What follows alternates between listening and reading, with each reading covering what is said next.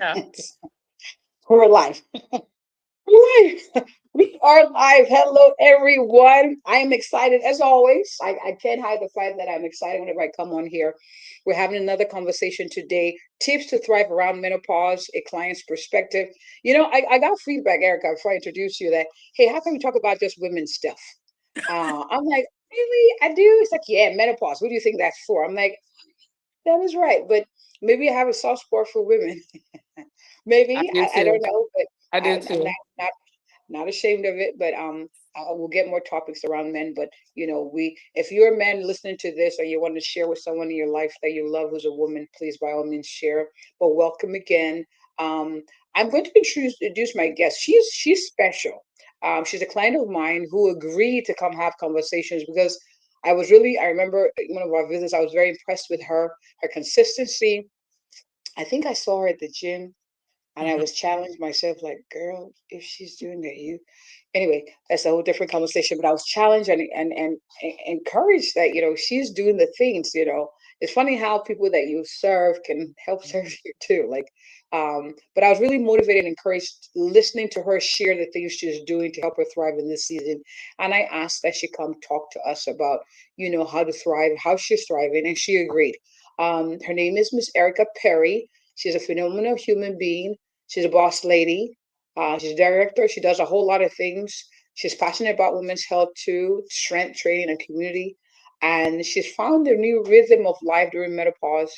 And I'll let her speak on, herself, introduce herself. So Erica, thank you again for coming.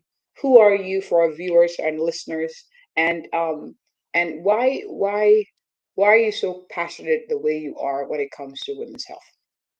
Yeah, absolutely. Thank you so much, Dr. O, for having me. I'm pretty excited about this live stream and just, again, to share my passion that I have with women's health. So, a little bit about me. I am married of 20 years, and so I have three boys, and they're young women, young men now. My oldest will be 25 next week.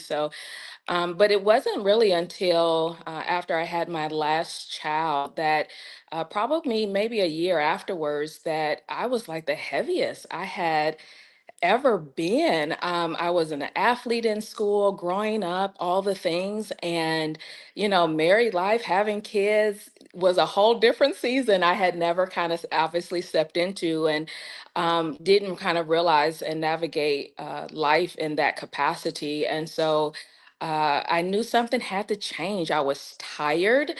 I felt I didn't like the way I looked. Obviously, when you have to go to the store and buy bigger clothing, that's always like a telltale sign, like, okay, what's going on?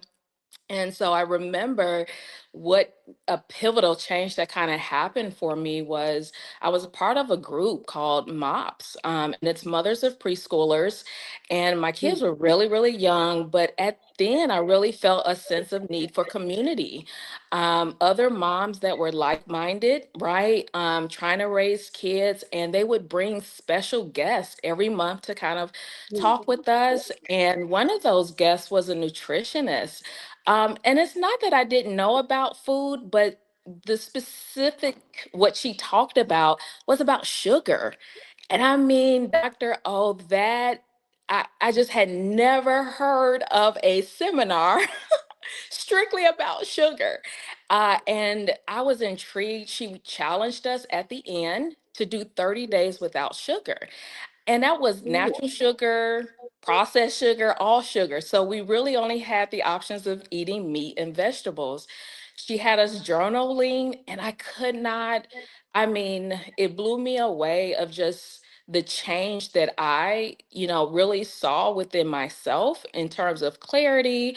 Obviously, the weight was coming off, but it was just more than that. And I was super intrigued. And so, fast forward to a couple of years ago, I it became a little bit more, I think, of a passion.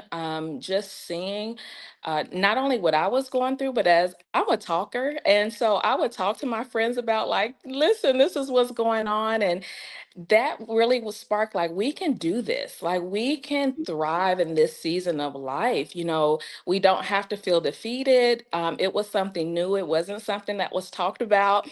And so I just kind of been exploring this season with some girlfriends, and obviously my doctors try to figure this whole thing out. Um, but I knew that I had to support women because I didn't realize how much people were looking at me, right? In my Yes. consistency with going to the gym. I just love working out. It's just something it does for me. But even for people who don't like working out, they notice working out with me. Oh, you make it fun. Oh, this is hilarious. Or they Mhm. don't feel like they have to measure up to other people that come to the gym. And it just becomes a different type of, community. And so I really love encouraging women. That's just been something on my heart. And as this season has unfolded, I think it's given me a different avenue of way of connecting with different women. So that's kind of Okay. just the Super. passion. You mentioned community. Is that the same community that helped you when you first a mom, new mom? Is that the same one that's No, grown into, or is it a different one? So there's a new group for new seasons, right? new group for new Um, seasons. New group for new season. So I like the power of community that you mentioned here. I think they help keep you accountable. But when did you start saying, I think I'm going through the changes and I got to do something. I got to switch my game or amplify my game as far as what to do. Like what, for those who are listening, who are like, well, what am I supposed to know that I'm going through menopause? I'm still having my period. Like, what are some of Yes. the things you've come to know that comes with being around menopause? Yeah, I hadn't even heard of perimenopause. And when I knew about menopause, I thought that was for people in their 60s and 70s. So let's start there.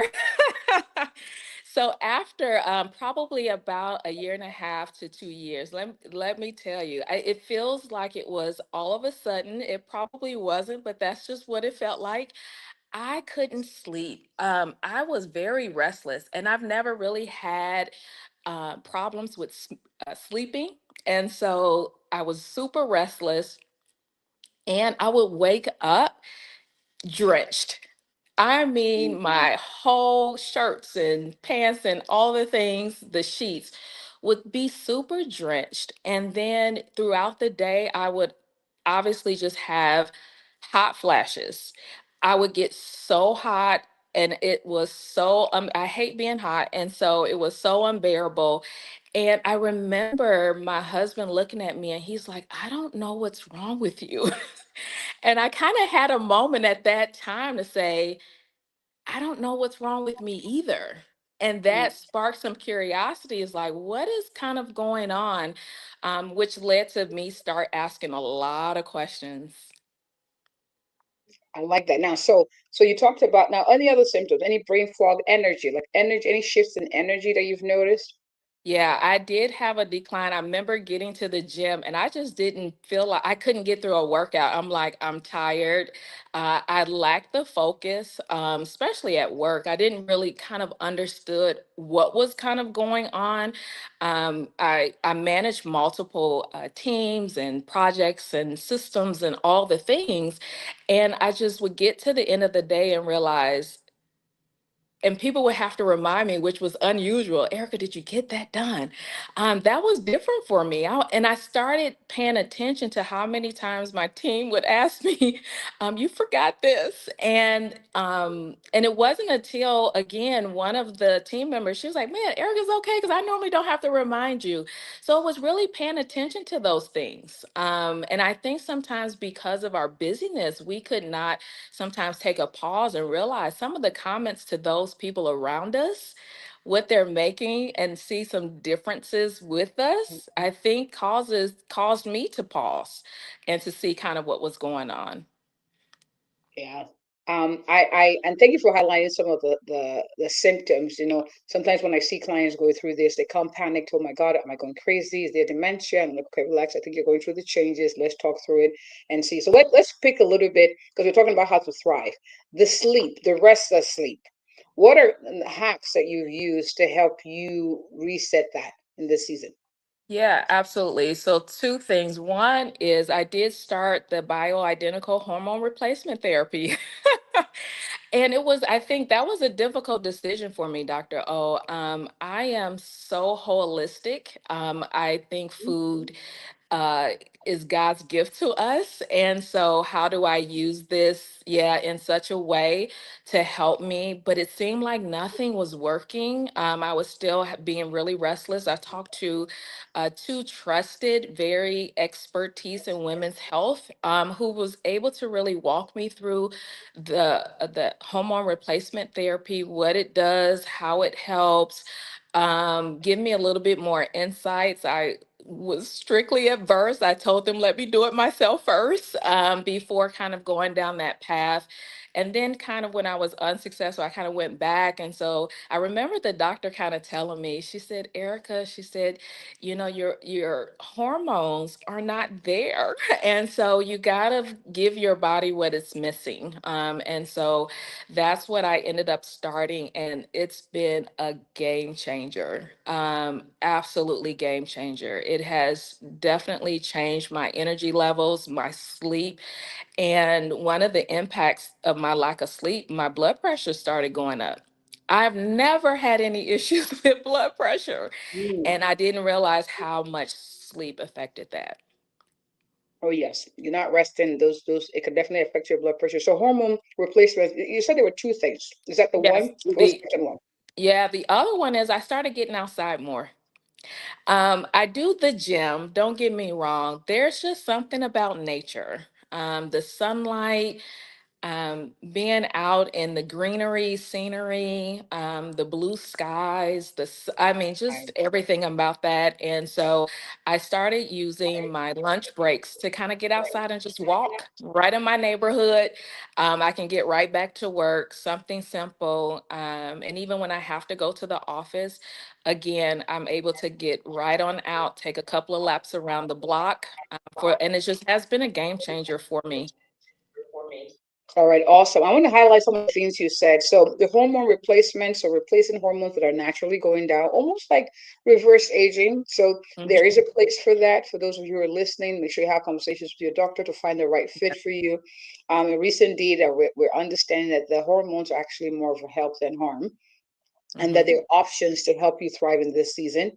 Another one I'd like to say for the restless sleep, naturally your body needs to, your core temperature needs to dip for you to have deep restful sleep. So a cooling blanket is another investment that's very good that you could use where you don't have the whole house go to a cold front because you're going through the changes, and they help you save money too.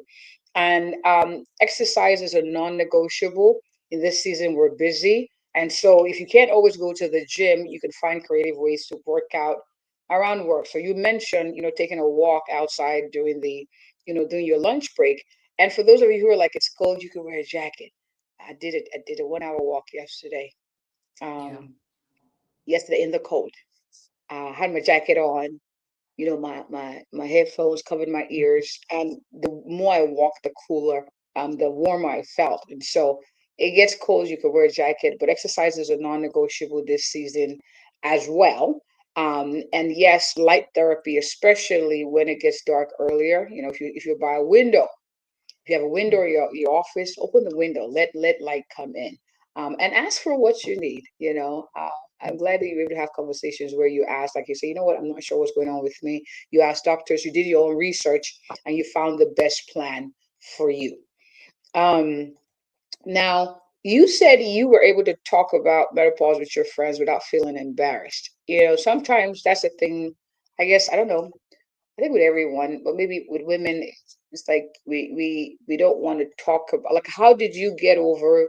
How did you how do you initiate that conversation within your circle for someone who's watching, who's like, I don't know, I'm a little bit embarrassed about this. I'm a strong person. This shouldn't happen to me. All the things. Our mothers didn't need hormones, and they did all the things. How do you go about encouraging someone who may feel like, I don't know if talking about this is the way to go? Uh, I think it takes faith. I think it takes a step of faith to make sure you're in a safe space of trusted women, whether that's one person, whether that's multiple women. I think y- we feel embarrassed for a reason, and you have to figure out what that reason is. Is it how you're going to be seen? Is it you feel you're going to be rejected, if you're going to be looked at a certain way, or how someone's going to respond. And you have to kind of move past that, which is the faith step that we have to take, to kind of put yourself out there. And once you do, so much opens up. And what I mean by that is, you open up to realize that you give license to someone else to start sharing, right? As you share your journey and what you might be going through, you would realize that there's a lot of people who are going through the same thing and taking that journey with you. And so it could be, right? And it can be very hard to expose that because, again, I think we've come from where we didn't talk about it. I'm gonna be honest, my mother didn't talk to me about menopause. So I don't know Mhm. what symptoms she had. She had. And a lot of times, because especially for my mom, she was so busy, she worked so much. And I'm appreciative. And I think because of the busyness, it was even hard to, again, something we just deal with and push through. Where I think for us now, it's a little difficult, to keep pushing through when I'm, super sweaty and I'm hot. And even that to me sometimes is embarrassing, right? When you got to pull your little fan out of your purse and turn it on because you're having a hot flash. So I think we do have to take a step of faith and realize that as we open up and we begin to share kind of our journey and what we're doing, what's happening with us in this season of life, it will help someone else too. And realize it's not just for us, it's for others as well. I agree with you. Sometimes you're just liberated to find out that, the other people going through what you're going through. It helps normalize the process, and then you get hacks and tips from them too. We're having this conversation now, and it's so interesting. I remember I was at church years ago, and it was a group of women. We're supposed to meet to talk about Sunday school, like the Mhm. curriculum for the kids. And next thing you know, we're talking about how, just marriage and having kids. And it was such a relief for all three women. Like, just like, oh my God, you too, you too, you too. And they're like, oh, okay, don't worry, we get through this. And it was just in that small accidental conversation. So for those who of you are listening, like Perry says, the truth is create and curate your safe space and use it. Oh my God, use it for the things we don't need to go through life alone. And it is a step in faith. And and you could be the one to open the conversation where others will also open and share, and you are all empowered too. So powerful. Thank you very much. And yes, I hear you, Trina Smith. She said, at my church, all the women of 50 plus, all walking through this together. It's like walking in the unknown.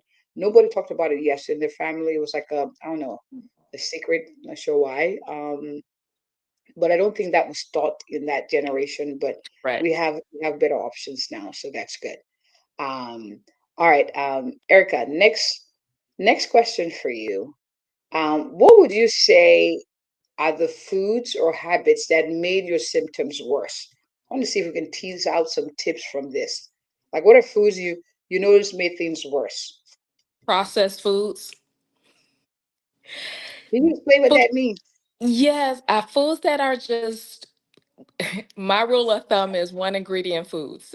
So I try to stick with one ingredient foods, right? Broccoli, green beans, obviously is two words, but it's still beans.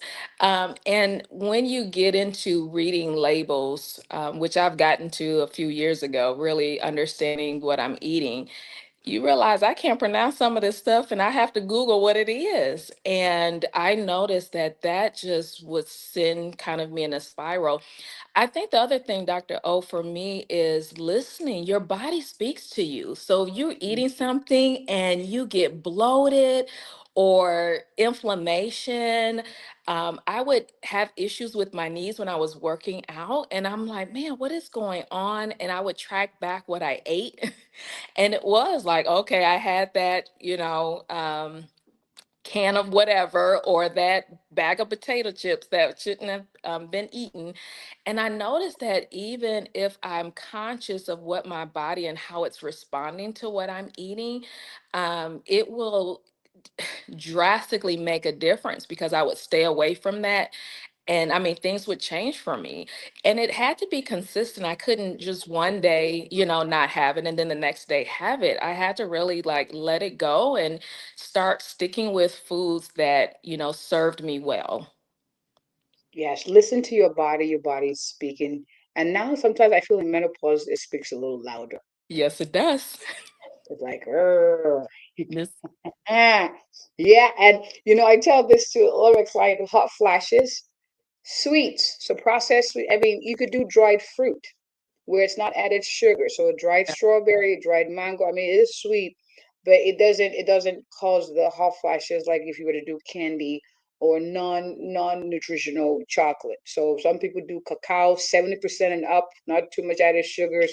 I mean, but sweets can make those symptoms worse. Processed food, like that she said, and that was breaded my number two, processed sugar. sugar, and I'm paying to, I do my smoothies most days of the weekend. Some days I want to give myself a vacation, Hmm. and then because they're high antioxidant foods. I put it's easy for me to grab and go, and I found that it helps keep me full. Days when I veer off and I'm left to whatever is available around the office or that bring, sometimes my body's like, where? Yeah. No. So we're encouraging you. Listen to your body speaking to you. Add the fresh fruits and vegetables to your regimen. If it's, I don't want you to feel overwhelmed. Miss Perry is a pro. She's been doing this and she's exercising and she's set up habits around this. But if the first thing you could do is just add a fruit and vegetable to what you eat breakfast, lunch, and dinner, you've made a big power move there. Um, Miss Perry, so how do you stay consistent? So yes, the body's talking louder, but sometimes you can sit and be quiet. I Hmm. still eat it. So how do you stay consistent? How do you stay listening to your body and adjusting holiday season, life season, stress seasons? Any power tips for those who are listening? Yeah, I have a trusted couple of people in my life that, holds me accountable. And so that's been a game changer for me. I think the consistency part, to be quite really honest with you, has come from the Lord. I have uh, tried to do it on my own, in my own power, in my own strength, and was unsuccessful. There was a lot of ups and downs, and I wasn't all that consistent. And I think sometimes we don't want to invite the Lord in that area because, he of what he might tell us that he wants us to do, right, in that season of life. And I think we have to be a little bit more open to that. So he can guide us and direct us and have that level of consistency. One other thing I would say in terms of my consistent, I need it. I need the gym. I need the outdoors. I'm learning in this season what I actually need. I don't need the social media. It's nice, but it's not helpful for me. This I'm already on screens majority of my day because of work, and getting out and being around people.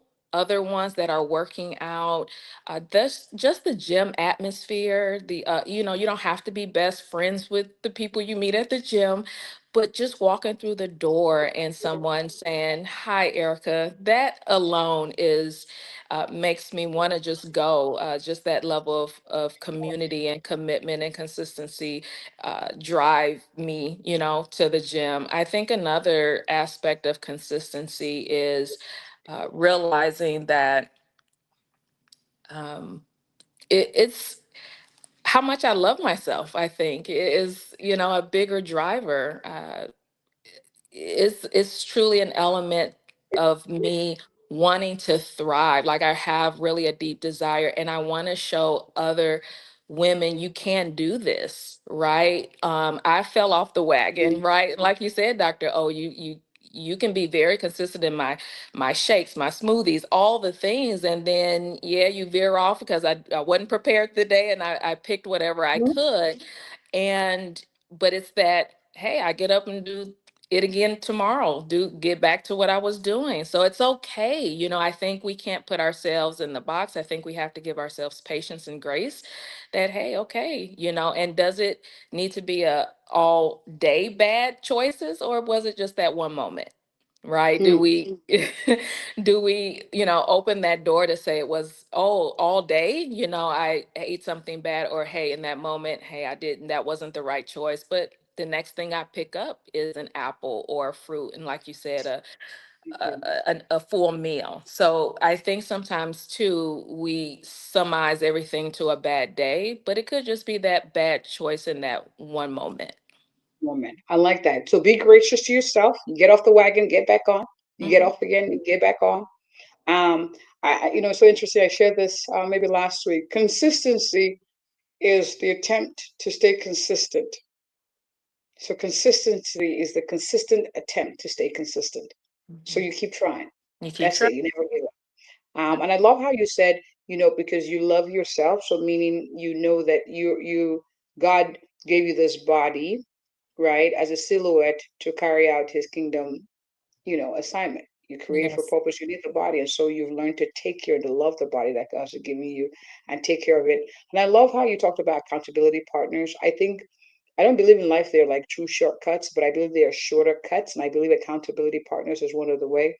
People who keep encouraging you. Who can you imagine if you had a cheerleader for every area of your life, like in marriage, like, hey, keep going, stay submitted to the Lord, stay submitted to your husband, receive grace, love, practice forgiveness. Like they kept encouraging you there. And for parenting, that's okay. Love them through it. Okay, keep telling them the truth, even if they don't want to hear it. Like keep going, keep going. Like for every area of your life, can you imagine how much more Yes. easier life would be, how much more focused and how much in the straight and narrow would be if we had an accountability partner for every area of our lives. I think that is such a powerful shortcut. And yes, the Holy Spirit is the helper, not only for spiritual things, but even in the day to day. Lord, help me to practice self control. Help me. The times where, like, I'm about to eat, he's like, you need a dopamine hit. You're going to get that from me. You don't have to Yes. eat into a dopamine hit. I got you. Come spend time with me. I'm like, all right. I Yeah. play some worship, do a little dance, and I feel lifted. Yeah. So he's available for all the things, and so we All of can the leverage our things. relationship for Yes. all the things, All the things, things. all the All things, the all the things. things, all the things. So let's keep inviting him, even to our food life, our Yes. menopause life, all the things. Like invite him over. He's ready to help. Thank you so much, Erica, for this. This was fun. This It went by was quickly. amazing. Thank you. Thank you for coming. This was really good. God bless you. I celebrate the gifts you are. And for those who are watching, are there any resources you want to share with them? Like any, any, like maybe one liners, like for someone who's listening, like, I hear you, but you seem like you're type excellent, type A, excellent. So not your type. Like any one liner to encourage them as we wrap up. You're not alone. You are not alone. Let that sit. You are not alone. You have a community. You have Miss Erica encouraging you. I'm here encouraging you. Please hone in on on your community, leverage and ask for the help and the support that you need. Thank you again, Erica. I appreciate Thank you. you, Dr. O. Appreciate you too. All right, everyone. Thank you for watching. I appreciate you. Those of you listening, as always, please subscribe, like, download this podcast as you're listening, and share with the women in your world who could use encouragement even in this season. And as always, if you or anyone you know is looking for an awesome, a thorough, and compassionate family physician that would have conversations like this to help you live long and well, I am she. Have a good one, everyone.